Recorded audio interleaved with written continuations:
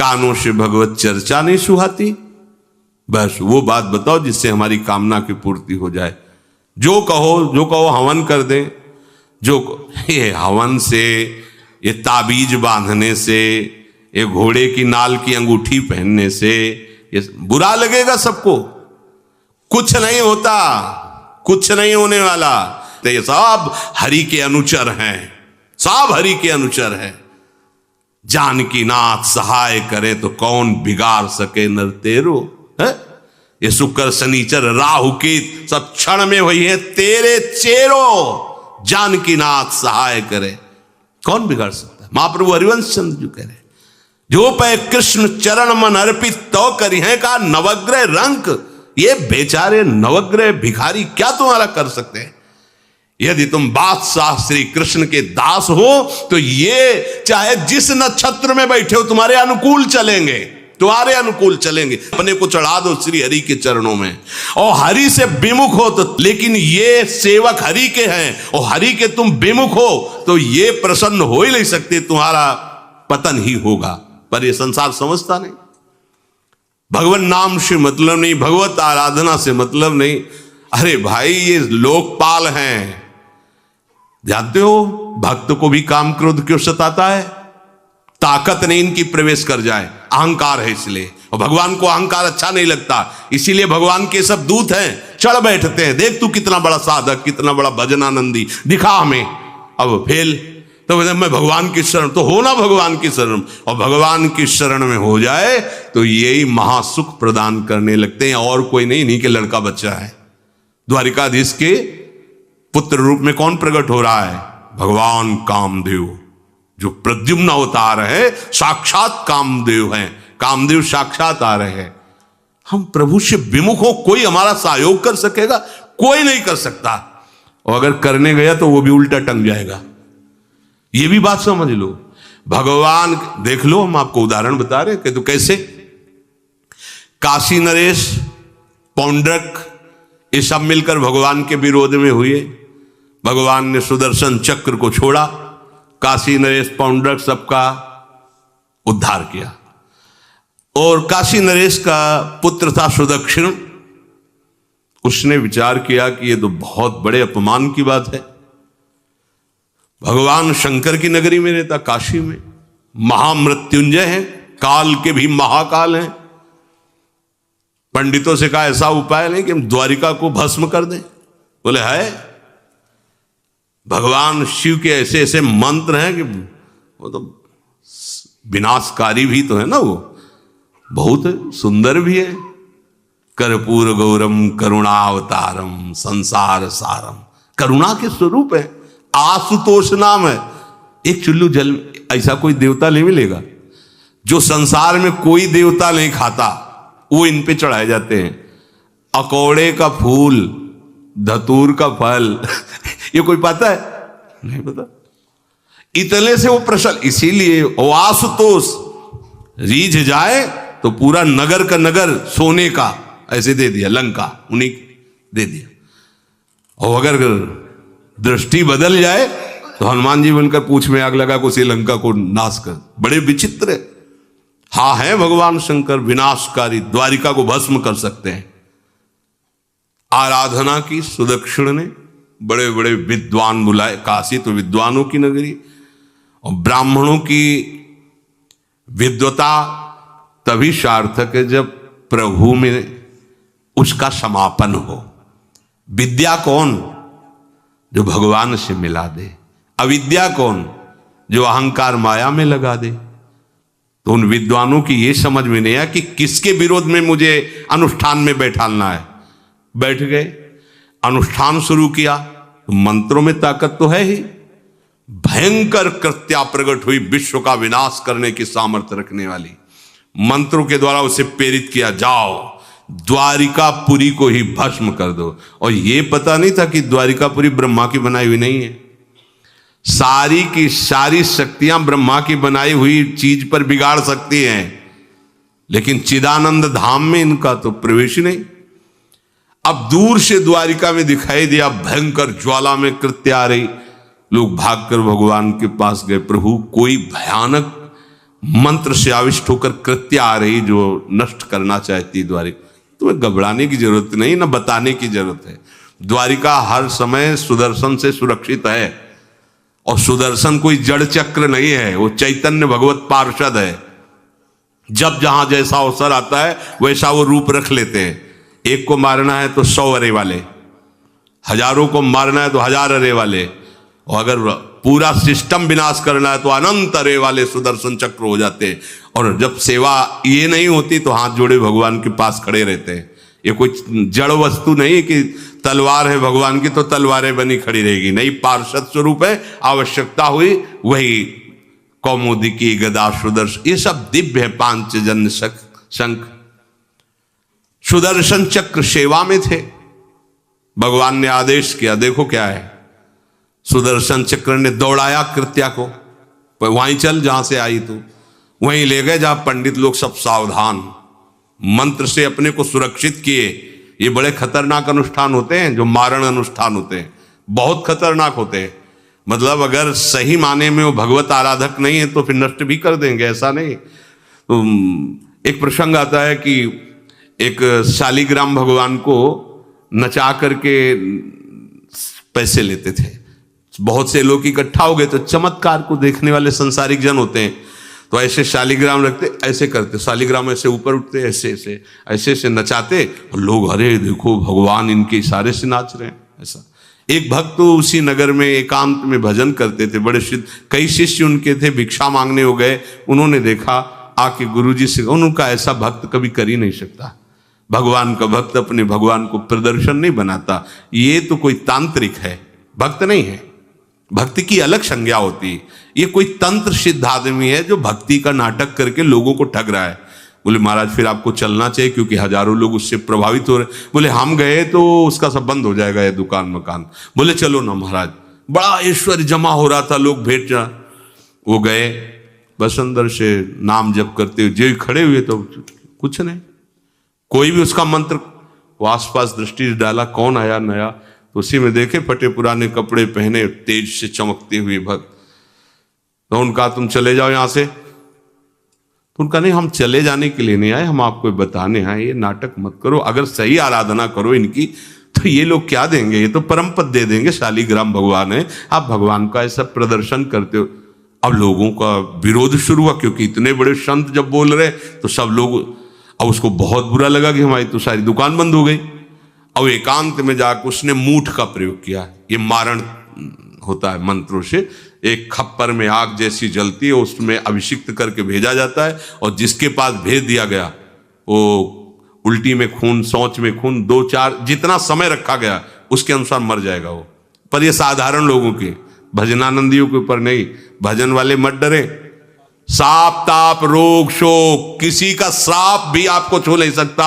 कोई ताप, कोई दोष, कोई रोग, कोई मारण, कोई मूठ, किसी की सामर्थ्य नहीं। राधा राधा राधा, जिनके चरणों में सुदर्शन चक्र बसता है वो है किशोरी जी, जो लाल जो हाथ में रखते हैं ना, श्री जी के चरण चिन्हों में सुदर्शन चक्र है।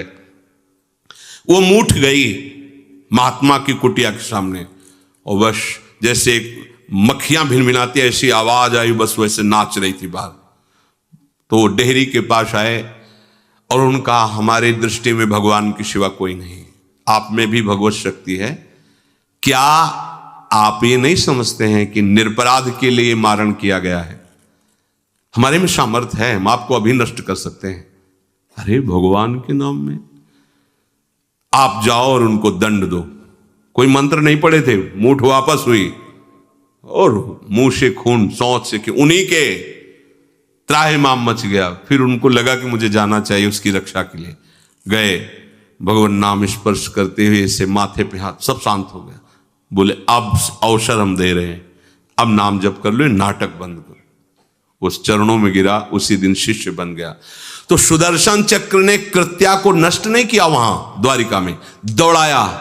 जब काशी पहुंची, काशी भगवान विश्वनाथ जी के त्रिशूल में बसी हुई है और शिव की दृष्टि से सुरक्षित है। जो वहां श्रद्धा पूर्वक वास करे उसका मोक्ष अनिवार्य है, तारक मंत्र देकर शिव करते हैं।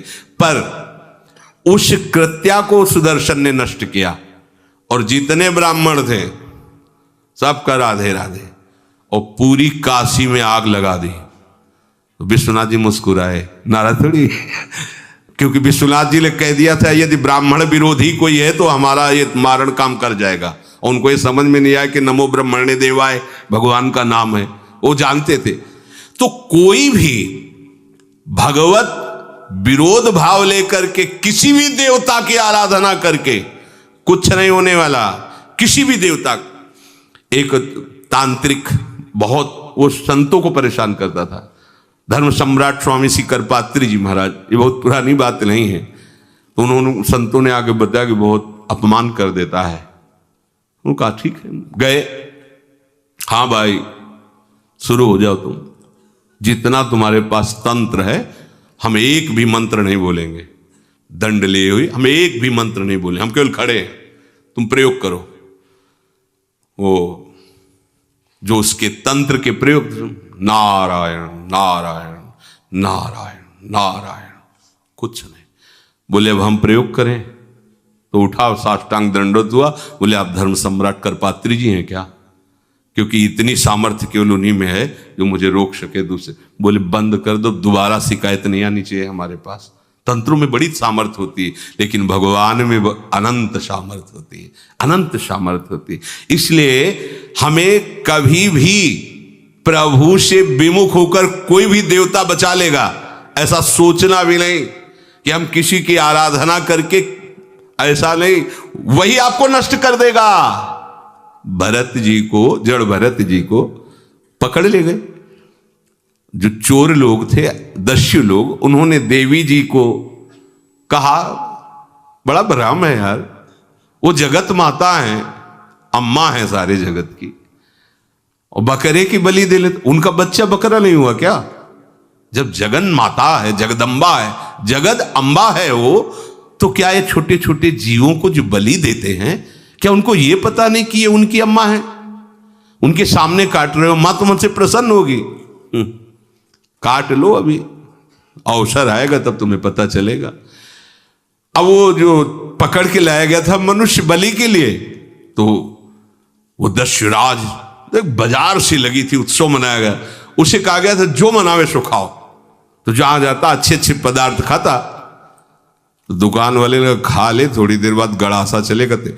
बोले क्यों? तो बोले तुम्हें पता नहीं क्या? बोले नहीं। बोले बलि के लिए लाए गए हो। अब तो जलेबी मुंह की मुंह में रह गई कि इसके बाद गड़ासा चले। आसपास देखा तो रक्षक इधर उधर थे, भाग लिया। अब रक्षकों ने देखा कि वो तो है ही नहीं। अब उनको बड़ा भय लगा। अब वहां कोई फोटो थोड़ी खींची गई थी कि बलि किसकी चढ़ानी है। अब वो भागे, महाराज बैठे थे पद्मासन में, जड़ भरत जी ब्रह्माकार वृत्ति, इन्हीं को पकड़ ले गए। बढ़िया तगड़ा तंदुरुस्त है। और दस्युराज ने कहा बलि का जो वो लाया गया, हाँ मारा, अष्ट देख के प्रसन्न हो गया। तेजो में हष्ट पुष्ट ब्रह्माकार वृत्ति इनकी। बोले स्नान करवाओ। सालों से स्नान नहीं हुआ तो को उपटन लगा के स्नान कराया। खीर पुआ रबड़ी रसगुल्ला सामने भोग लगाओ, दबा के खूब खीर पूड़ी रबड़ी पाई। अब वो तो भगवान के प्रेमी भक्त हैं, ब्रह्माकार स्वरूप है, अपने स्वरूप में स्थित है। इसके बाद तिलक लगाया। बोले गर्दन झुका। भरत जी अंदर से कह खीर खाया ना, अब गर्दन भी झुका, गर्दन भी कटेगी। भक्त की गर्दन यदि श्रद्धा से झुके तो ठीक, अगर जबरदस्ती से झुका दिया तो तुम झुकाने लायक नहीं रह जाओगे, भी ध्यान रखना। क्योंकि ये गर्दन अब गर्दन नहीं, ये किसी और की शान बन चुकी है। भक्त की गर्दन किसी की शान है और वो उनकी शान है जो सबकी जान है। देवी जी की मूर्ति में आग लग गई, दाह शक्ति पैदा हो गई। जे ही जड़ भरत जी का शरीर ऐसे किया, फाड़ करके मूर्ति भद्रकाली प्रकट हो गई। और जो गड़ासा काटने उसी को उठाया, काट काट के उन्हें दस्युराज से लेकर समस्त सांप को काट करके खून की होली खेल दी। भरत जी ने देखा जब कोई काटने वाला नहीं है तो बोले ठीक है, अब चलो पचाने के लिए टहलते हैं, थोड़ा खीर पुआ खाया, चल दिए, कोई रोक। देवी जी से एक बार भी लिखा कि मां बड़ी कृपा है।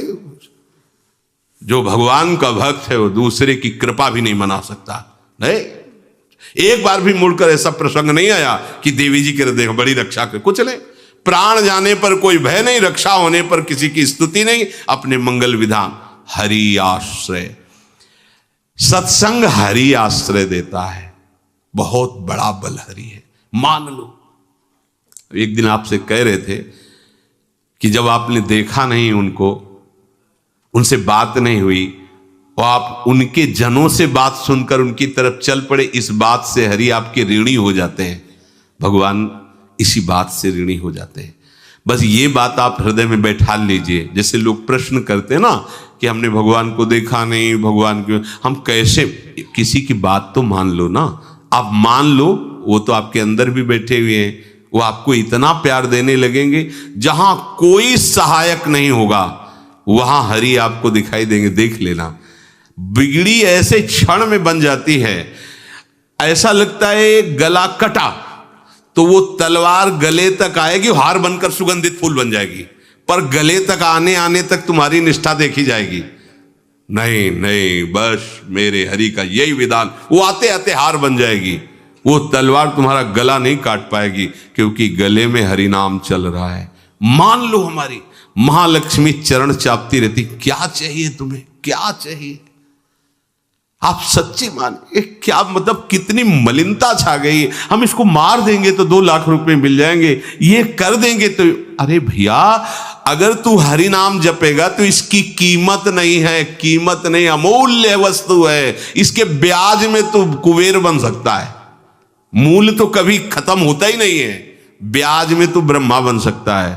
बनना तो चाहे, भक्तजन तो कहते हैं नहीं चाहिए मुझे ब्रह्मा का पद, परमेष्ठी पद, नहीं चाहिए सम्राट पद, नहीं चाहिए योग की सिद्धियां, मुझे प्रभु आपकी दास्ता चाहिए। ये बात कितना महासुख होगा उस भक्त को जो इन बातों को कह रहा है, नहीं चाहिए मुझे मोक्ष सुख नहीं चाहिए। वो ऐसे थोड़ी कह रहा है, श्रद्धा से नहीं कह रहा, अनुभूति से कह रहा है, मुझे नहीं चाहिए ये सब, इनमें वो सुख नहीं है जो आपके चरणों के समीप रहने में सुख है। नहीं सत्संग भजन नहीं हरि को, श्रवण न राम कथा अनुरागी, सुत बित दार भवन ममता निसि सोवत अति न कबहु मति जागी। अरे तेरी बुद्धि सो रही है, जगा दे।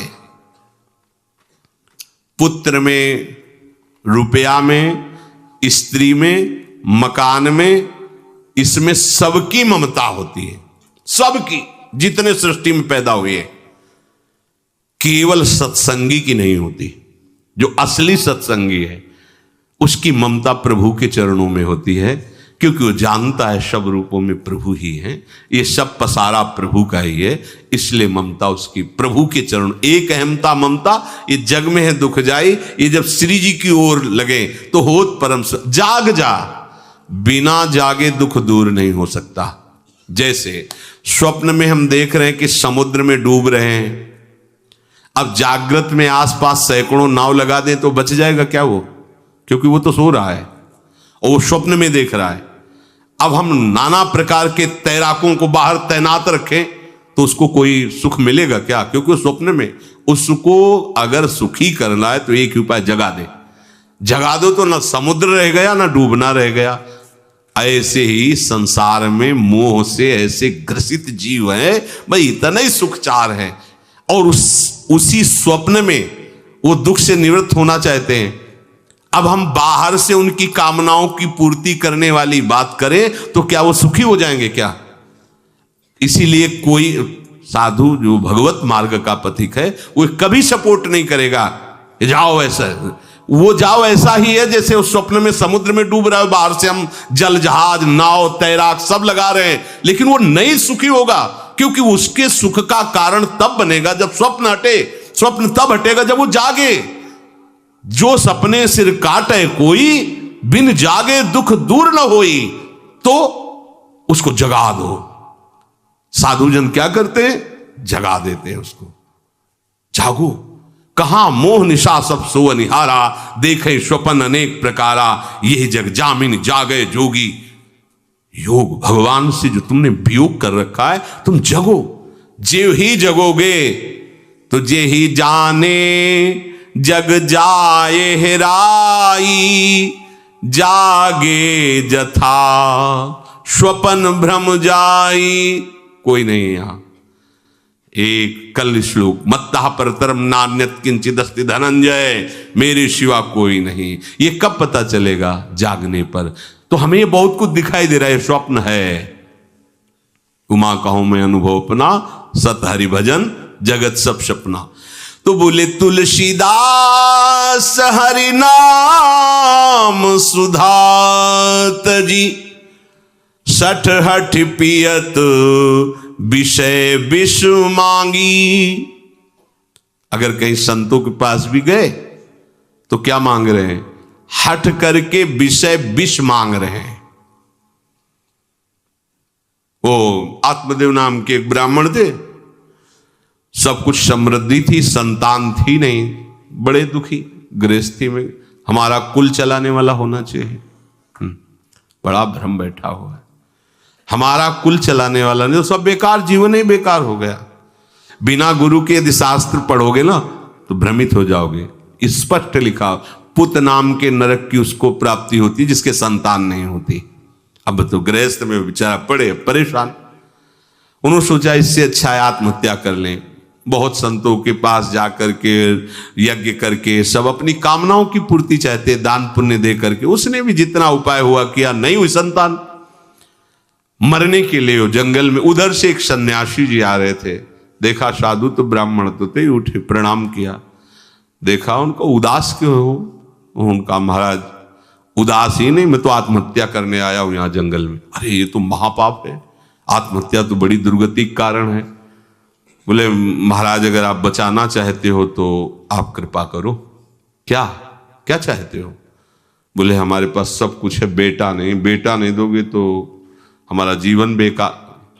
तो उन्होंने अंतर्दृष्टि से देखा और कहा 7 जन्म तक तेरे पुत्र नहीं भाग्य में तेरे लिखा है।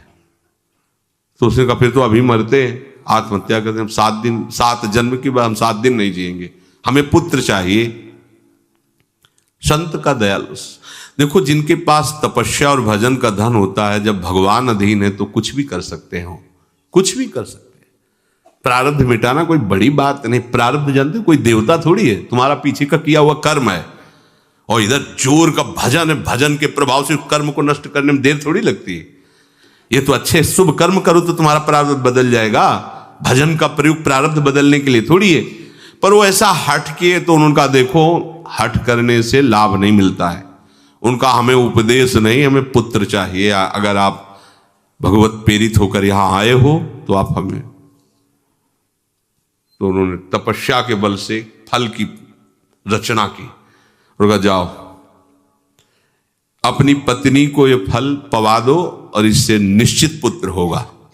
बहुत प्रसन्न, अब कामना पूर्ण थी तो देख लो, प्रभाव देखो कामना का। प्रसन्न हुए आए। धुंधुली नाम था उनकी पत्नी, नाम भी बहुत बढ़िया था, धुंधुली। वो कहा कि देखो ये फल खा लो, तुम्हारे संतान हो जाएगी। बहुत मीठी बात बोलती थी, मृदुभाषी, कपट हृदय। अलग अलग क्षेत्र होता है, हृदय कपट और मुख में मीठी बात। बहुत संभल के व्यवहार करना चाहिए ऐसे लोगों से। मधुरिया बानी, मीठी, क्या मृदु भाषा। नहीं प्रीतम, आप चिंता मत करो, फल ऐसे थोड़ी खाया जाता है, नहा धो के पवित्र होके फिर। हाँ उनका ये बात, तो आप अपने काम में लगो, हम पा लेंगे ऐसा। अब आपको विश्वास है? बोले विश्वास तो है, इसमें क्या विश्वास, आप भी तो चाहती ना पुत्र हो। बोले हाँ। वो जो ही गए सो अपनी बहन को बुलाया और कहा सुनो, अभी तो हम 4-5 रोटी कढ़ी चावल सब पा लेते हैं, पूड़ी खीर पुआ। जब गर्भ रहेगा तो पेट तो उसी से भरा रहेगा, तो हमारा भोजन रुक जाएगा। बोले हाँ ये तो बात है। जब पेट बढ़ेगा, अगर घर में आग लग गई तो फिर हम भाग नहीं पाएंगे, तो हम जल जाएंगे। ये निगेटिव सोच वाले लेते। और पंडित जी तो इसी बात में लगे कि गर्भ रह जाए तो क्या करें, तुम्हारा हम खाएंगे तो है नहीं पक्की बात, पर करें तो क्या करें। पंडित जी को कैसे समझ? उनका देखो एक बात है, हमारे गर्भ है, हमारे कई लड़के हो चुके हो, गरीबी है ही है हमारे यहाँ, तुम कुछ पैसा दे देना और ये नाटक करना कि मैं गर्भवती हूं। बच्चा समय होने पर हम पहुंचा देंगे, हम घोषित कर देंगे हमारा बच्चा मर गया। तो पंडित जी को तुम नाटक में बताते रहना कि गर्भ है, बच्चा हो जाए, पंडित जी कह देना बच्चा हो गया है। तो बोले दूध पिलाने की समस्या आएगी। तो बोले ये तुम कह देना कि पहला पहला बच्चा है, हमारे वक्षा स्थल में दूध नहीं, हमारी बहन का था तो मर गया बच्चा, तो उनको बुला लेती तो बात बन जाएगी, बढ़िया बात हो गई। परीक्षा के लिए फल गाय को खवा दो, गाय को खवाया। ठीक समय पर गोकर्ण जी प्रकट हुए, दिव्य तेजोमय बालक, कान केवल वो गाय के, बड़े ही विद्वान और भगवत भक्त संत के द्वारा। कहा था 7 जन्म तुम्हारे भाग्य में, बच्चा नहीं तो नहीं है, देखा गाय के हो गोकर्ण जी प्रकट हुए। उधर उनके जो बच्चा पैदा हुआ वैसे ही नाटक के द्वारा पहुंचा दिया गया, वैसे ही पूरा जैसा पहले पक्का हुआ। अब उसने कहा कि हमारे तो स्तनों में दूध नहीं, हम अपनी बहन को बुला लें, उनका बच्चा मर गया। हाँ हाँ हमारा बच्चा स्वस्थ होना, आप बुला लो, उसको हम धन भी देंगे, वो हमारे बच्चे की सेवा कर। अपने नाम से जोड़ करके उसका नाम रखा धुंधकारी, धुंधुली और धुंधकारी, अज्ञान का साक्षात स्वरूप। अब जैसे ही वो अवस्था बढ़ती गई तो उसके पापाचरण बढ़ना शुरू हुए। बच्चों के साथ खेलता, खेलते हुए बच्चों को उठा लेता और कुएं में डाल देता, मतलब घोर अत्याचार। गोकर्ण जी हर समय भजन साधन शास्त्र स्वाध्याय। जब और बड़ा हुआ तो माता जी को अपने डंडों से रोज पूजन करता, पिताजी को गाली लात थप्पड़। पिताजी तो रो पड़े।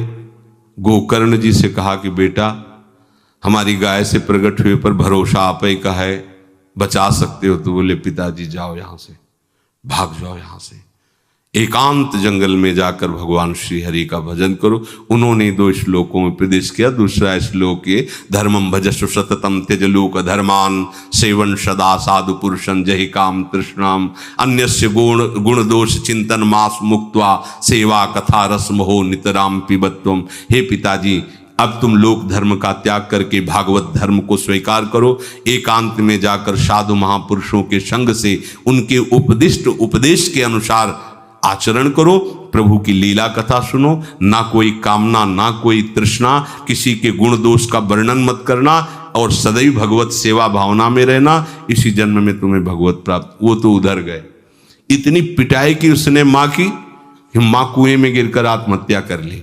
फिर तो मनमानी आचरण, कुछ वैश्याओं को रखा और चोरी करके लाया। वैश्याओं ने सोचा किसी दिन पकड़ा जाएगा ये और हम, तो उसके हाथ पैर बांध दिए, चारपाई में ला के मुख में अंगार ढाल, वो मरा भयानक प्रेत। कामना ने क्या किया, सर्वनाश। किसी को हरि विमुख होकर कभी सुख मिल सकता है? आप संतों के पास जाइए, अपनी कामना रखिए। हम ये नहीं कहते कि कामना तुम त्याग पाओगे, कामना रखिए, भगवान के पास जाइए, अपनी कामना रखिए, क्योंकि आप कामना से युक्त हैं। पर छूट इतनी दे दीजिए कि जिसमें हमारा मंगल हो वो करना। जैसे नारद जी भगवान से अपनी कामना रखते हैं कि हमारा ब्याह करवा दीजिए, और बाद में एक छूट दे देते हैं कि जेहि विधि होए नाथ हित मोरा। तो हरि को अच्छा लगेगा, गुरुजनों को अच्छा लगेगा कि इस कामना से इसका कोई जीवन बाधित नहीं होगा, वो पूर्ण भी कर देंगे। और अगर लगा कि इसका पतन हो जाएगा तो आप रोते रोते भी कामना की पूर्ति नहीं करेंगे। उत्तम बात तो ये है कि कामना हरि की प्राप्ति की करो, वो सर्व सुख स्वरूप हैं। किसी का अन्य आश्रय अन्य बल ना लेते हुए अपने श्यामा श्याम के चरणों का आश्रय लेकर निरंतर भजन करो तो ये अनुभव हो जाएगा कि सुख किसे कहते हैं। अभी तुम्हें परिचय ही नहीं मिला, सुख किसे कहते हैं। सुख सच्चिदानंद है, सुख एक रस है, सुख अविनाशी है। वो सुख सदैव बढ़ता रहता है, घटता कभी नहीं। एक रस होते हुए भी प्रतिक्षण वर्धमानम है, कभी कभी अंत नहीं होता इस सुख का। ऐसे अनंत सुख के लिए हमें मनुष्य जन्म मिला है। प्यारे, इसे मत खोइए, हर समय राधा राधा राधा राधा राधा, और किसी को दुख मत दीजिए। कोई गंदा नशा मत कीजिए, कोई गंदे आचरण मत कीजिए, गंदा भोजन मत कीजिए जिससे अन्य जीवों को कष्ट हो। ऐसा कोई भोजन स्वीकार मत करो। इसी जन्म में आप देख लेना, इसी जन्म में आपको वो वस्तु मिल जाएगी, निहाल हो जाओ। हम किसी पक्षपात की बात नहीं करते। अगर इस छाती को बचपन से अभी तक ऐसा, तो हम कह देते कि भाई आगे कुछ भी हो, कोई भी हमारी गलती हो, हम ये मान सकते हैं, पर हमें ये पता चला कि बचपन से आज तक जलता ही रहा, कभी शांति नहीं मिली, भागता ही रहा पर कभी विश्राम नहीं मिला। पर हम ये आपको कह रहे हैं कि जैसा प्यार प्रभु वैसा अन्यत्र कहीं कभी कहीं नहीं मिला। और प्रभु के प्यार का मूर्तिमान स्वरूप हमारी प्यारी जू निहाल कर दिया प्रभु ने, प्यारी जू के चरणों का आश्रय और उनका परिचय देकर। पूछो बस, यहां वाणी मौन हो जाती है, प्यारी जू तो प्यारी जू। और हम ही नहीं, आप सब महाभाग्यशाली है। वृंदावन आए, राधा किशोरी जू के घर में आए और उनकी चर्चा सुन रहे हैं, उनके सिद्धांत सुन रहे हैं। कहीं ना कहीं आपके अंदर उनकी तरफ बढ़ने की इच्छा भी है, ये बहुत बड़ी बात है। बस इस इच्छा को, इस आशा को इतना बढ़ा लो कि कोई इच्छा न रह जाए, कोई आशा न रह जाए। हर